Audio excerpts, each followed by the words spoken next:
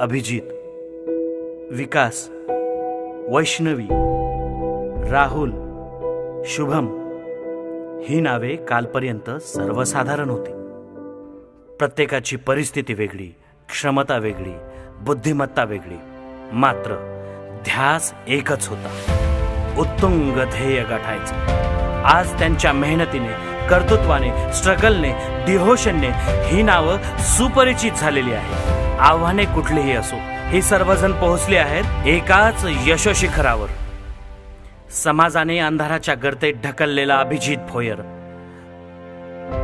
हालाखीची परिस्थिती आणि वडील साधारण शेतकरी असलेले सचिन कापसे आणि मंगेश हाडे, दारोदार जोगवा मागणारं हालाकीचं जीणं, पण आपल्या विकासाचं दार वन फिरून नाही तर आपल्या बुद्धिमत्तेने मिळवल्या जाऊ शकतं हे कळलेला शुभम सूर्यवंशी.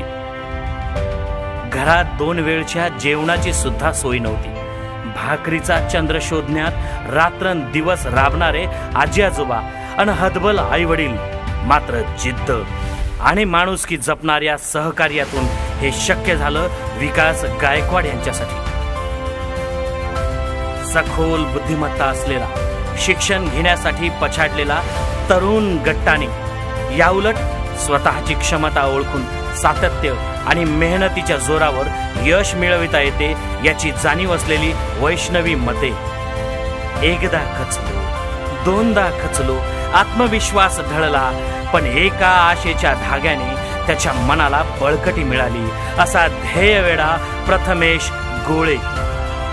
एक कुटुंब जेव्हा हिमतीने उभं राहतं, त्या साथीला तेवढ्याच तन्मयतेनं मूल एक जीव होता, तेव्हा गाठता येतं यशोशिखर शिवम आणि आर्यासारखं.